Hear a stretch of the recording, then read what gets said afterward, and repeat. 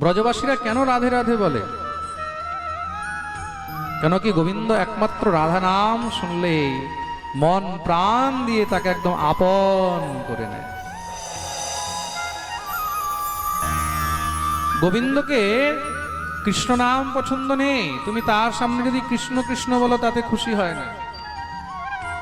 এই শুকদেব প্রভু রাধারানীর ক্রীড়া শুক ছিলেন। ক্রীড়া শুক মানে ঘরের মধ্যে যে টিয়া পাখি পোষে না মানুষ, রাধারানীর পোষা টিয়া ছিলেন।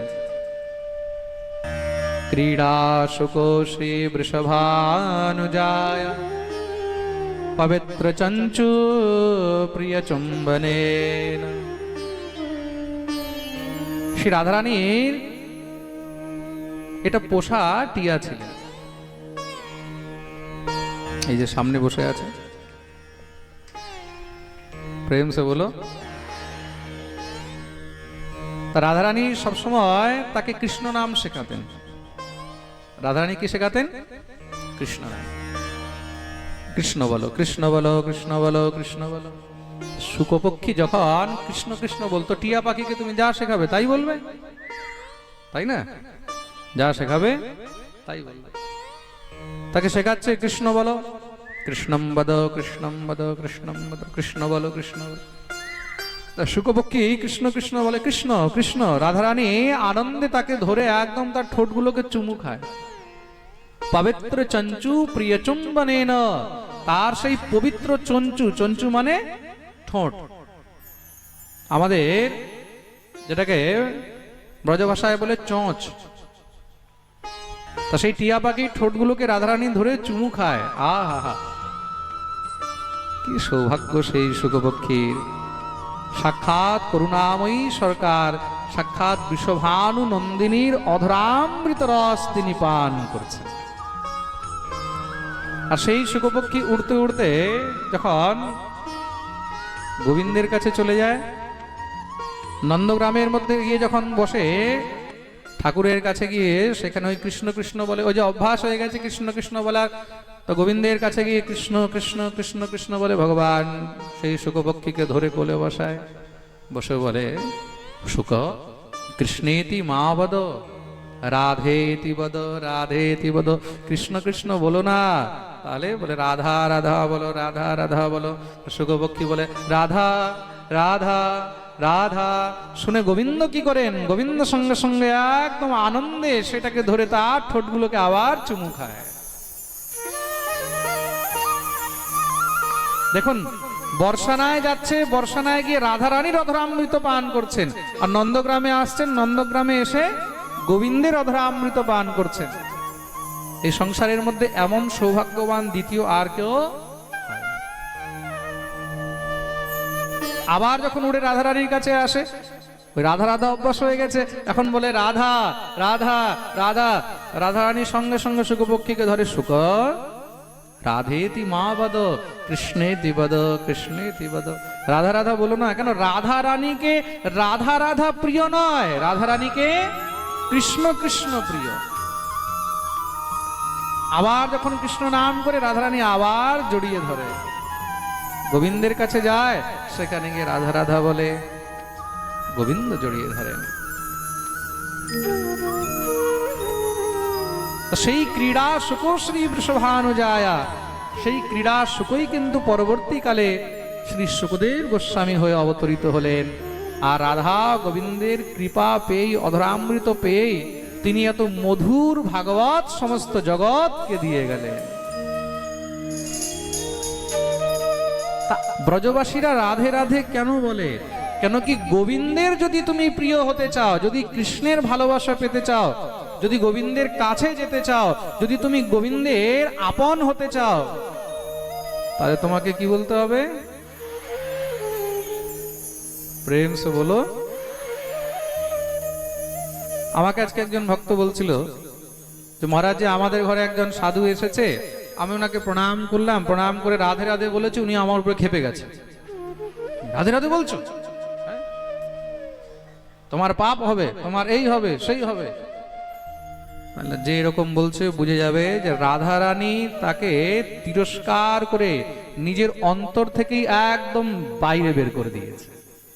যার অন্তরে রাধা রানীর প্রেম নেই সে গোবিন্দকে 7 জন্মেও পেতে পারবে।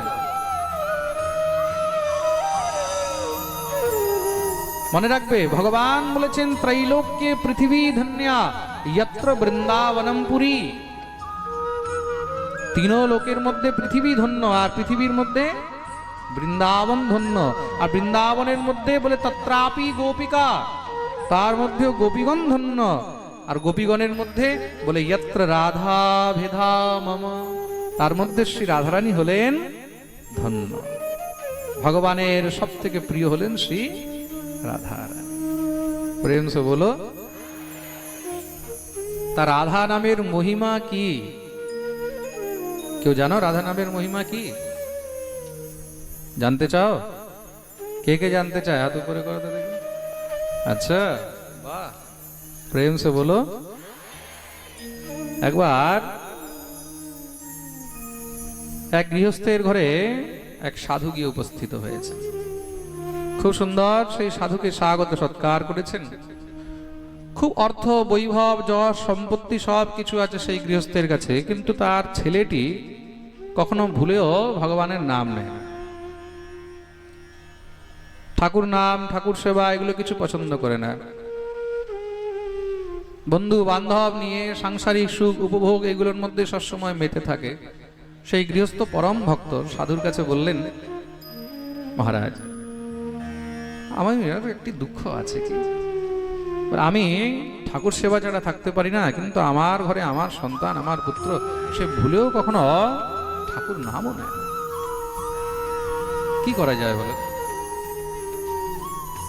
সাধু বললেন, আচ্ছা ঠিক আছে, একবার আমার কাছে নিয়ে আসো। পুত্রকে কাছে নিয়ে এসেছেন। বাবা বললেন, প্রণাম দণ্ডবোধ করো। চলো, বাবা বলেছো বলে প্রণাম দণ্ডবোধ করে নিল। সাধু বললেন, রাধে রাধে বলো, রাধে রাধে। তখন সেই ছেলে বলছে, রাধে রাধে বলে কি হবে আমার? রাধে রাধে বলে কি হবে? বলে রাধে রাধে বললেই কিন্তু তোমার সব কিছু হয়ে যাবে। আচ্ছা, কি আছে এই রাধে রাধে নামের মধ্যে? বলে চিন্তা করো না, সময় আসলে তুমি তার অর্থ আপনি বুঝে যাবে। সাধু বলে দিয়ে গেছে, কিন্তু মাঝে মাঝে ওর মনের মধ্যে এটাই আসে, রাধে রাধে কেন বলতে বললো আমাকে? এই রাধা নামের মধ্যে এমন কি আছে? রাধে রাধের মধ্যে কি আছে? দেখতে দেখতে জীবন পেরিয়ে গেল, বৃদ্ধ হয়েছে, মৃত্যু হয়ে গেল। যখন মৃত্যু হয়েছে, কোনো পুণ্য তো করেনি জীবনে, সবসময় খালি মহারাজ আড্ডাবাজি, বন্ধু বান্ধব নিয়ে যা হয় শখ মোহ যেগুলো করে গেছে, কত রকমের অপরাধ ইত্যাদি করেছে, নরকে গেছে। যখন নরকে গেছে, ধর্মরাজ এবার চিত্রগুপ্তকে বললেন, ভাই দেখো হিসাব কিতাব দেখা আরম্ভ করেছে। মহারাজ জীবনভর তো এই পাপী কোনো পুণ্য করেনি, সব পাপ কর্মই করে গেছে। জীব হত্যা করেছে, আমিষ ভক্ষণ করেছে, মদিরাও পান করেছে, কত রকমের কত অপরাধ করেছে। কিন্তু হ্যাঁ, সে একবার কোন সাধুর কথা শুনে রাধে রাধে বলেছে। ওই যে সাধু বলেছিলেন রাধে রাধে বলো, ও কি বলেছে? বলে রাধে রাধে বলে কি হবে? রাধে রাধে বলে কি হবে? ওই যে রাধে রাধে বলেনি, কিন্তু উল্টো প্রশ্ন করতে গিয়ে তো মুখ থেকে রাধে রাধে বেরিয়েছে। বলে রাধে রাধে বলে কি হবে? ওই যে মুখ থেকে রাধে রাধে বেরিয়েছে, ওইটারই কিছু পুণ্য আছে, ওইটারই কিছু প্রতাপ আছে। ধর্মরাজ বললেন, তাহলে ওই রাধে রাধের কি পুণ্য আছে, তার কি প্রতাপ আছে, সেই পুণ্যের কি ফল? চিত্রগুপ্ত বলছেন, প্রভু সে তো আমিও হিসাব লাগাতে পারছি না। রাম নামের ফল, কৃষ্ণ নামের ফল, এগুলোর তো হিসাব আমার কাছে আছে, কিন্তু রাধে রাধের কি ফল সেটা তো আমিও এখনো পর্যন্ত জানি না, আমিও তার হিসাব লাগাতে পারছি না। এই রাধে রাধে বলার কি ফল? ধর্মরাজ যমরাজ বললেন, তাহলে এখন এটার উত্তর কে দিতে পারবে? বলে হ্যাঁ নিশ্চয়ই, তাহলে এটার উত্তর দেবরাজ ইন্দ্র দিতে পারবেন। সে তো দেবতাদের রাজা, আমার থেকে বেশি তার মধ্যে জ্ঞান রয়েছে,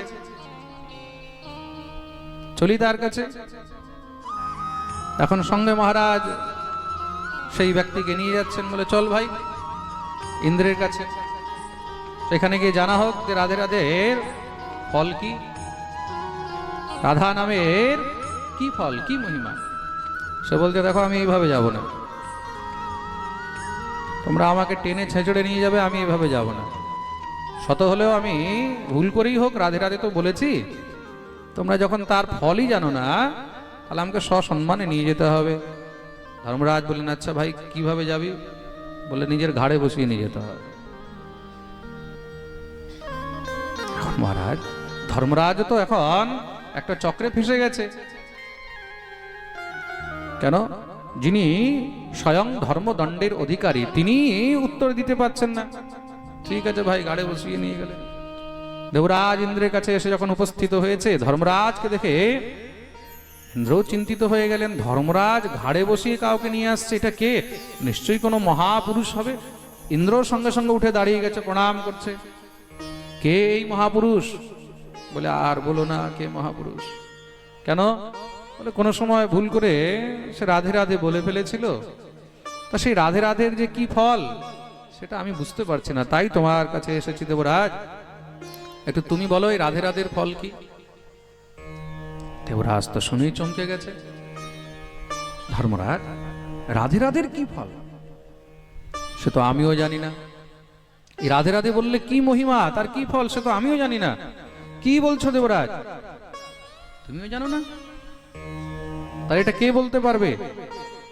বলে হ্যাঁ নিশ্চয়ই, তাহলে দেবাদিদেব মহাদেব বলতে পারবে। চলো ওনার কাছে।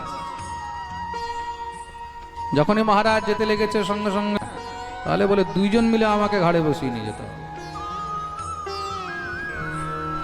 দেবরাজ তো এবার ভালোই মহারাজ ফেসে গেছে। আচ্ছা ঠিক আছে বেটা বসো। দুইজন মিলে মহারাজ নিয়ে চলছেন। দেবাদিদেব মহাদেবের কাছে গিয়ে উপস্থিত। মহাদেব যখনই দেখছেন ধর্মরাজ আর দেবরাজ এসে উপস্থিত, ঘাড়ের উপরে মহারাজ কে বসে আছে, এটা নিশ্চয়ই কোনো মহাপুরুষ হবে। মহাদেব উঠে দাঁড়িয়ে গেছেন। আসুন আসুন আসুন আসুন। কে মহাপুরুষ? দেবরাজ বলছে আর বলেন না কে কোন মহাপুরুষ। কেন কি হয়েছে? বলে ভুল করে একবার নাকি রাধে রাধে বলে দিয়েছিল, তা সেই রাধে রাধে এর কি ফল এটা ধর্মরাজও বলতে পারেননি, আমিও বলতে পারিনি, তাই আপনার কাছে এসেছি। কৃপা করে আপনিই বলুন এটার কি ফল, তাকে তার কি ফল দেওয়া যায়। মহাদেব তো শুনে মহাদেবও চমকে গেছে। মহাদেব বলছেন কি বলছো? রাধে রাধের ফল কি, রাধা নামের মহিমা কি সে তো ঠিক ঠিক আমিও জানি না। তাহলে এখন কি হবে? বলে নিশ্চয়ই তাহলে পরমপিতা ব্রহ্মা বলতে পারবে। চলো ব্রহ্মার কাছে। মহাদেব যখনই দনজনকে নিয়ে যাচ্ছে, সঙ্গে সঙ্গে মহাদেবকে বললেন এইভাবে নয়, তাহলে বলে তিনজনকে ঘাড়ে নিতে হবে। এখন তো তিনজন মহারাজ নিয়ে চলছেন। ব্রহ্মার কাছে গিয়ে উপস্থিত হয়েছে। ব্রহ্মা যখনই দেখলো ধর্মরাজ, দেবরাজ, মহাদেব তিনজন, এই বেটা ঘাড়ের মধ্যে নিশ্চয়ই কোনো বিশেষ ব্যক্তি। ব্রহ্মাও সঙ্গে সঙ্গে আরে আসো আসো, কে মহাপুরুষ? বলে আর বলেন না কোন মহাপুরুষ।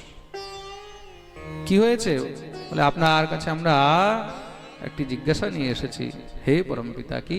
বলে এই ব্যক্তি নিজের জীবনে একবার ভুল করে রাধে রাধে বলে ফেলেছিল, তা সেই রাধা নামের মহিমা কি, তার ফল কি, এটা ঠিক ঠিক করে আমরা কেউ বুঝতে পারছি না।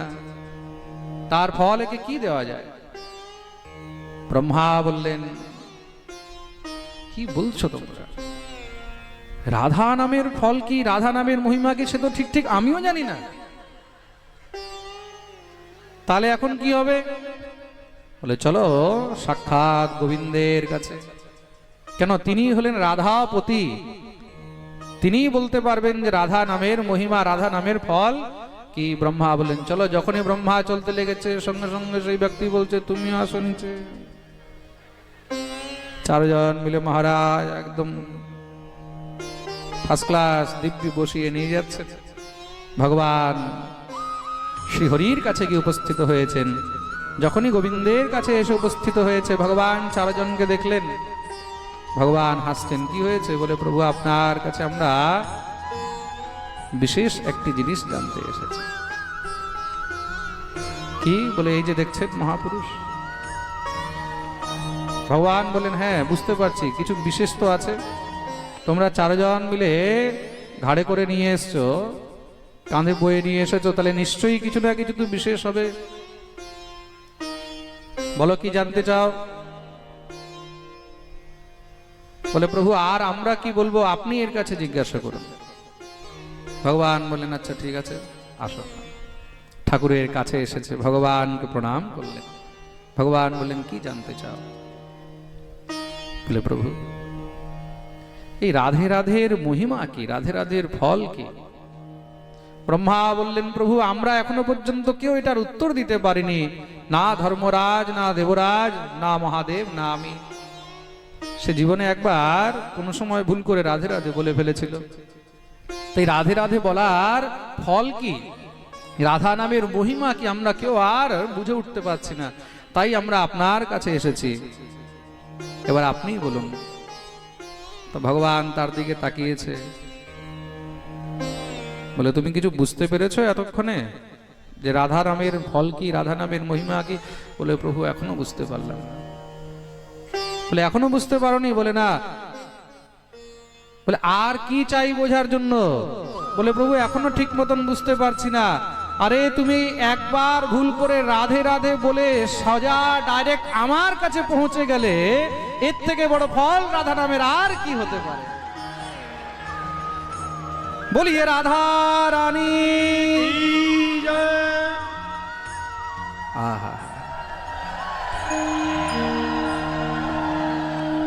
বিচার করে দেখো, জন্ম জন্মান্তর পেরিয়ে যায় শুধু গোবিন্দের কাছে যাওয়ার জন্য।